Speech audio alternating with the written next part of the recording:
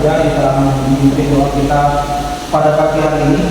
Mudah-mudahan doa kita tersebut dilancarkan untuk kegiatan proses belajar kita. Mudah-mudahan kita dimakan rezeki dan sebagainya. Terima kasih.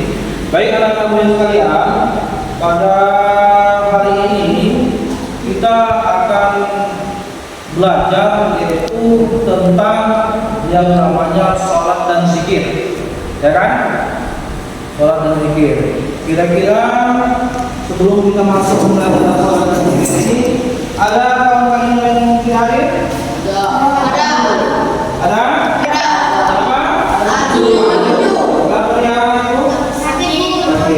Kita doakan semoga teman kita tersebut cepat sembuh dan bisa kembali ke sekolah kita ini untuk belajar seperti biasa. Baik anak-anakku, sebelum kita masuk pembelajaran sholat kemarin, kira-kira oke, baik kita masuk pada tentang sholat, ya kan? Kira-kira kira-kira tahu makna sholat, ya, makna sholat dan zikir. Ada kira-kira yang tahu? Ya, jangan malu. Nah, ya kira-kira sebelum kita masuk sholat, kira-kira ada yang tahu apa itu sholat? Ya, jangan ya, di belakang ada.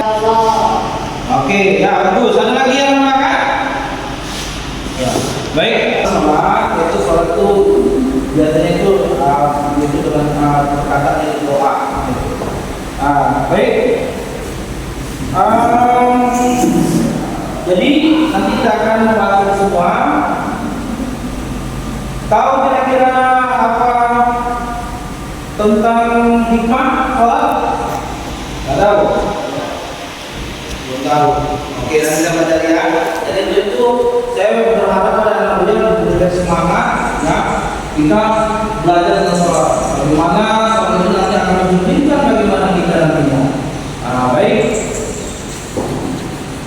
Di sini kita akan tentang sholat ya. Pertama kita belajar tentang sholat.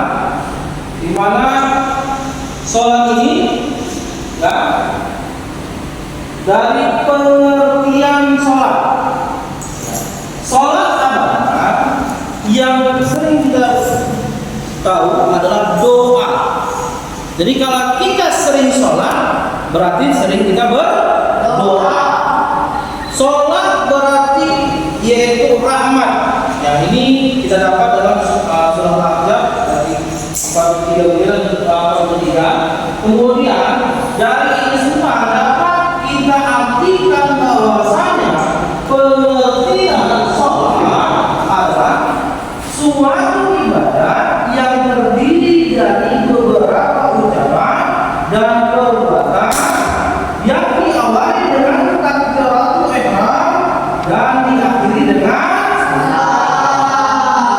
Berarti kalau kita mau sholat, maka di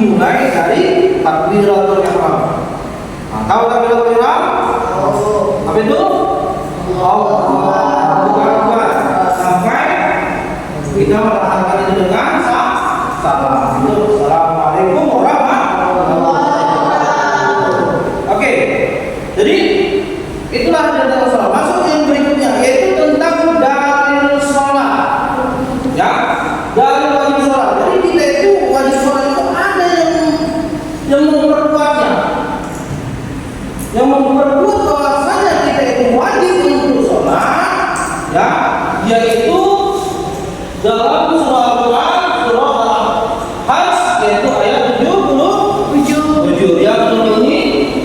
Siapa yang bisa bacanya? Bismillahirrahmanirrahim. Ya ayyuhalladzina amanu ruk'u wasjudu wal a'budu rabbakum waf'alu khairan la'allakum tuflihun. Terima kasih bagian dari siapa namanya tadi Kak? Rizky. Terima kasih atas komentar Rizky. Nanti semuanya nanti bisa untuk membacanya. Oke. Artinya apa? Hai orang-orang yang beriman, rukuklah kamu, sujudlah kamu, sembahlah Tuhanmu, dan berbuatlah kebajikan supaya kamu mendapatkan kemenangan. Ya, orang yang beriman, maka rukuklah kamu, sujudlah kamu, ya, kepada Tuhanmu, kepada Allah Subhanahu wa taala. Kita disuruh juga sujud, rukuk kepada Allah Subhanahu wa taala. Kemudian berbuatlah kebajikan supaya kamu mendapatkan kemenangan. Itulah dia yang namanya dalil kita tentang wajib sholat. Jadi wajib sholat itu bukan sembarangan saja, bukan saya yang nyuruh. Kamu nak sholat? Enggak. Berarti yang menyuruhkan sholat itu adalah Allah Subhanahu wa taala. Banyak ayat-ayat yang diperintahkan untuk sholat. Oke. Ada lagi tentang dalil sholat. Ini dari hadis riwayat Bukhari Muslim, yaitu maksudnya dalam hadis. Apa hadisnya? Dan artinya Bismillahirrahmanirrahim, Islam didirikan di atas 5 perkara, yaitu bersaksi bahwa tiada yang sembah yang berhak disembah secara benar kecuali Allah dan Muhammad adalah utusan Allah. Mendirikan sholat, mengeluarkan zakat, mengerjakan haji ke Baitullah, dan berpuasa pada bulan Ramadan. Hadis riwayat Bukhari dan Muslim. Jadi untuk itu bagi anak kami dalil tentang wajib sholat tertuang juga dalam surah hadis. Maka untuk itu ada tadi dalam surah Al-Hajj ayat 27, yaitu kita sudah diperintahkan untuk sholat, ruku, sujud, ya kan? Kemudian di sini diperintahkan tentang sholat, yaitu wajib sholat. Kemudian kedudukan sholat. Maksudnya kedudukan sholat ini sebenarnya apa sih? Sholat itu adalah sebagai tiang agama. Jadi sholat itu dijadikan sebagai tiang agama. Bahwasanya sholat itu kalau salah satu tiangnya tidak ada, maka bagaimana? Akan roboh. Makanya kedudukan sholat itu adalah sebagai tiang agama. Sholat itu sebagai tiang agama. Sholat ta'lim ma'ruf. Kemudian di sini pokok setiap masalah ialah Islam dan tiangnya ialah sholat dan puncaknya ialah jihad fisabilillah. Hadis riwayat Ahmad dan Tirmidzi. Dan itulah dia kedudukan sholat. Tidak bukan sembarangan sholat itu. Ada kedudukannya, yaitu sebagai tiang agama.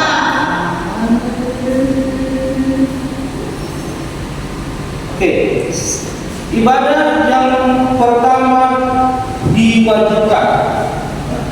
Ibadah pertama yang diwajibkan di dalam Ahmad, Nasai dan Tirmidzi dalam sebuah hadis, maka sholat itu diwajibkan atas Nabi Muhammad SAW pada malam Isra 50 kali. Kemudian dikurangi hingga 5, lalu beliau disuruh, "Hai Muhammad, utusanku tidak dapat berubah lagi, dan dengan kau telah mendapatkan pahala 50 kali."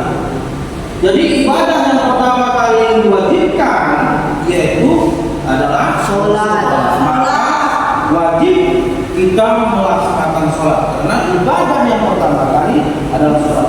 Kemudian ibadah yang pertama kali dihisab apa? Nanti setelah kita nanti mati, ya kalau kita nanti mati, maka pertama kali ibadah yang dihisab itu adalah Sholat. yaitu dalam hadis riwayat At-Tabarani mengatakan sesungguhnya yang pertama kali dihisab atas seorang hamba di hari kiamat nanti ialah sholat. Pertama bukan apa? Berapa uang jajan buka ditanya? Apakah akan sholat? Sholat. Maka itulah yang pertama kali bisa ditanyai, dipertanggungjawabkan bahwasanya apakah kita sholat atau tidak. Oke, jadi tahu ya, jangan nanti bermain tentang sholat ini. Karena tadi yang pertama kali dihisab adalah Sholat. Nah, apa ini? Garis. Nah, kita muslim kan? Ya. Garis pemisah yang membedakan antara orang muslim dengan orang hadis riwayat jamaah Baitul Bukhari dan Nasai. Beda antara seorang laki-laki muslim dengan kafir ialah meninggalkan sholat. Ya, jadi beda antara seorang laki-laki muslim dengan kafir ialah dia meninggalkan sholat. Jadi kalau kita membedakan antara muslim ya dengan non-muslim adalah tentang sholat. Jadi jangan kita sama dengan orang non-muslim, ya kan? Nah, kalau kita non-muslim tak sholat. Jadi kita adalah orang non-muslim, maka kita diperintahkan untuk sholat. Oke. Baik, yang berikutnya penghubung antara hamba dengan Tuhannya. Apa maksudnya?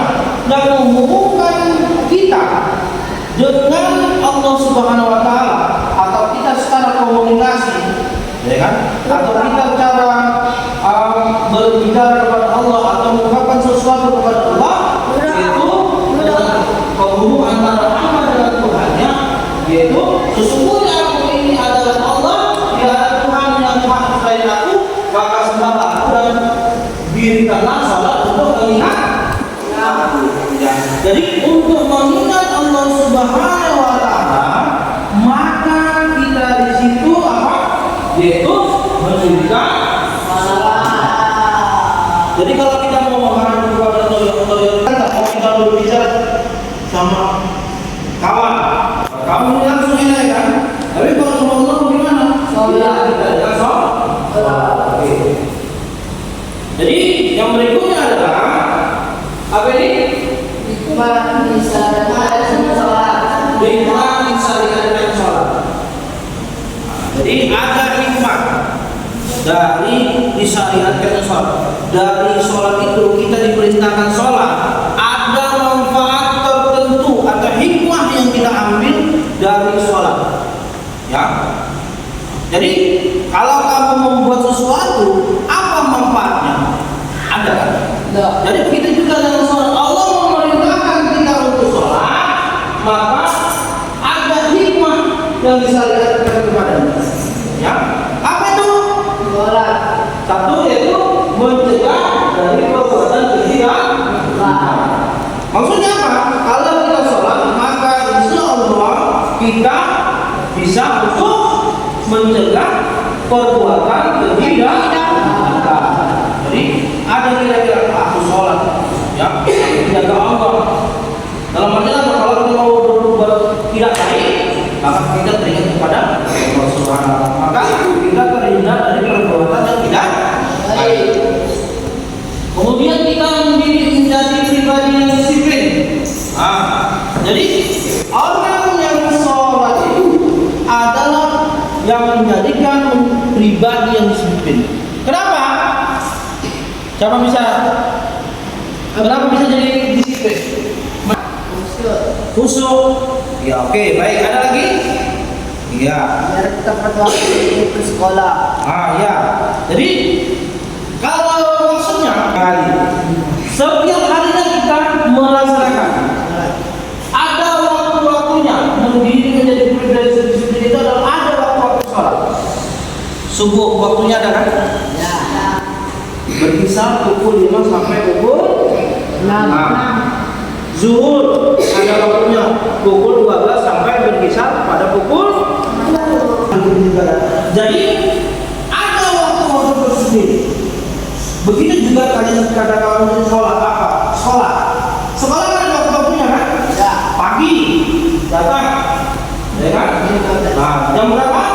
7. Jam 7 Kita ke sekolah. sampai ke sekolah. Jadi ada waktu-waktunya. Begitu juga itu. Jadi kalau ada waktunya, di situ kita. Jadi kenapa? Pas waktunya, Allahu Akbar, maghrib, maka kita tahu, oh ini waktu istirahat. Di waktu masuk, ya kan? Hayya 'alas shalah. Maka kita panggil kita sholat. Kan ada waktu-waktu tersendirinya, ya kan? Jadi itulah mendidik kita supaya menjadi pribadi yang disiplin.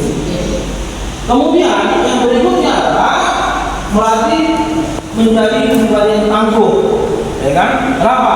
Maka orang yang tangguh itu orang yang siap. Orang sholat itu tangguh, bisa berdiri tegak lurus, siap, ya kan? Nah, jadi seperti itu. Nah, kemudian itu meninggikan derajat seorang muslim. Seorang muslim berbeda dengan non-muslim. Itulah yang tadi kan bahasanya membedakan antara muslim dan non-muslim adalah dengan sholatnya. Jadi kesalahan dan dosa kita. Nah, itulah bedanya. Kemudian lagi melatih hidup secara tertib dan teratur. Jadi kita tertib dan teratur. Kemudian lagi mengerjakan sifat tawadu, rendah hati. Ya, jadi orang yang rendah hati. Ya. Jadi seperti itu. Kemudian apa lagi? Yaitu meningkatkan kesehatan jasmani secara optimal. Jadi setiap hari kita bergerak, ya kan? Ada orang sholat, Allahu Akbar. Kalau seperti apa? Bagaimana? Adalah orang yang sedang sakit. Allahu Akbar, Allahu Akbar. Ya kan? Tapi kalau kita Allahu Akbar, kita bergerak, maka secara tidak langsung kita bergerak, yaitu kita olahraga, ya kan?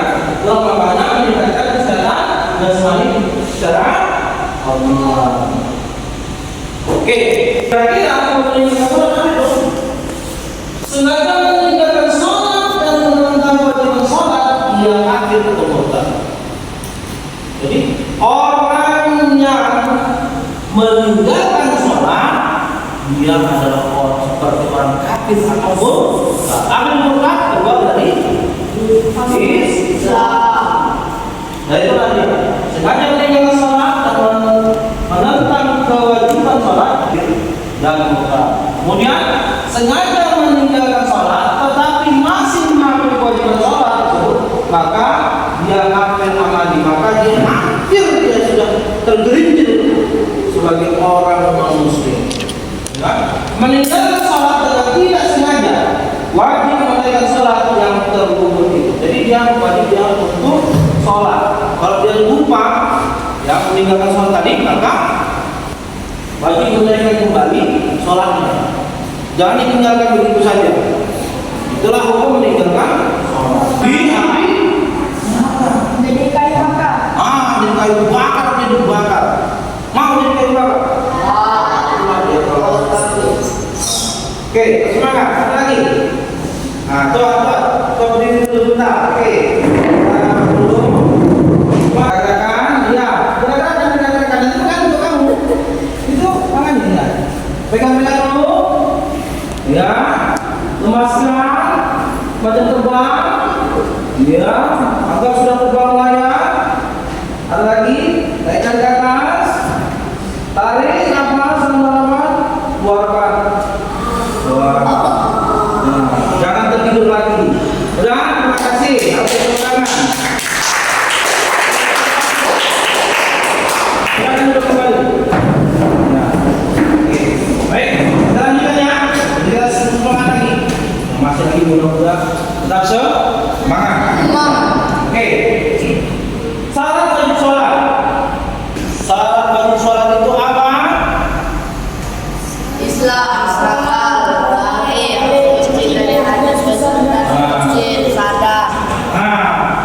malam tahu kan? Sudah kan? Apa itu tentang Islam itu sholat. Kemudian lagi, oke, itulah wajib tentang sholat.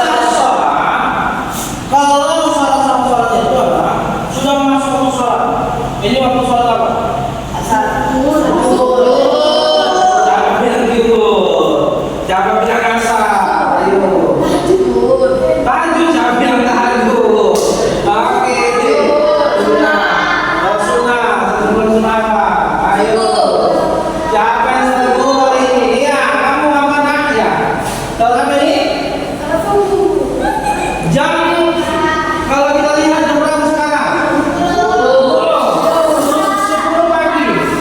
Bagus,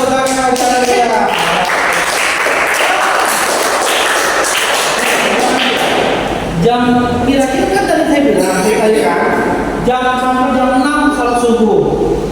Mulai jam 7 sampai jam 12 itu kita waktu sholat duha, itu sholat sunnah duha, ya. Belum lagi sholat, ya. Sholat sudah masuk, ya. Belum waktu masuk sholat, belum ada sholat zuhur, ya. Ada sholat asar, ya. Jadi sudah masuk waktu sholat, itu kita sholat. Jadi masuk waktu zuhur, maka kita sholat zuhur. Masih jam 10 pagi kita sholat zuhur. Oke. Suci badan, pakaian dan tempat sholat dari hadas dan najis. Kalau kita mau sholat, tempat kita sholat yaitu suci, ya. Kemudian dari hadas dan najis, pakaian yang kita pakai suci dari hadas dan najis. Kemudian yaitu pakaian badan tempat kita sholat maka suci dari hadas dan najis. Jadi jangan kalau dia berkeringat bagaimana? Ya, tapi ya harus dibersihkan supaya kita khusyuk dalam sholat. Oke, syarat sah sholat. Yang dianjurkan sebelum sholat azan. Kalau kita sebelum sholat itu dianjurkan sebelum itu harus azan supaya lebih bermanfaat, biar jelas waktunya. Ya, maka itu azan. Kemudian setelah itu baru iqamah. Apa itu iqamah? Iqamah. Ya biasa orang kita kampung bilang iqamah. Iqamah kami ya. Iqamah. Oke. Dan ada yang mau tanya kira-kira? Pembelajaran kita yaitu tentang yang namanya sholat, ya. Kemudian tentang gerakan-gerakan sholat itu mulai darinya sampai kita salam, ya. Mungkin ada yang kira-kira mau tanyakan? Tidak. Ini terakhir ucapkan salam sambil menengok ke arah rumah matahari.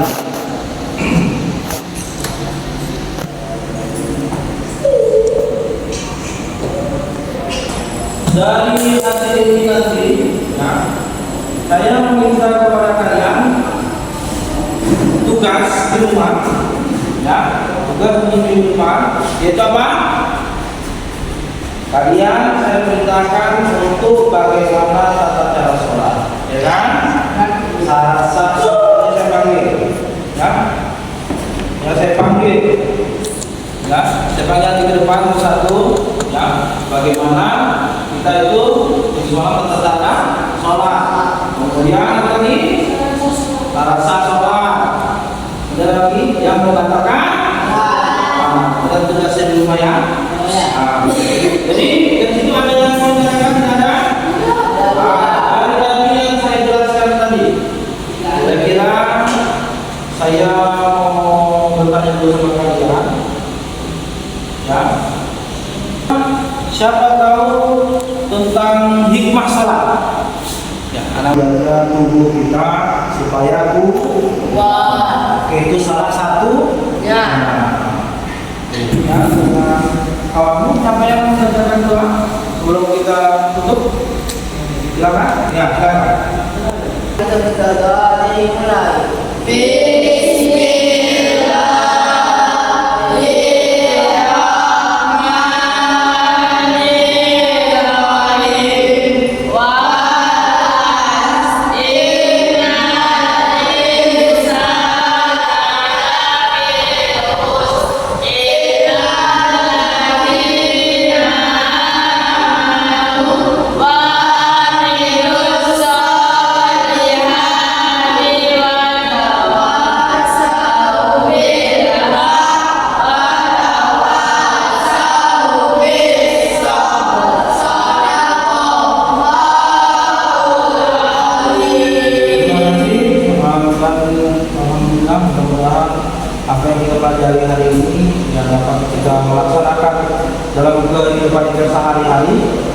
apalagi sholat ini adalah sebagai yang pertama, sebagai fondasi kita ya untuk melaksanakan ibadah yang lain kita adalah sebuah fondasi. Maka saya ucapkan terima kasih kepada anak-anak semua.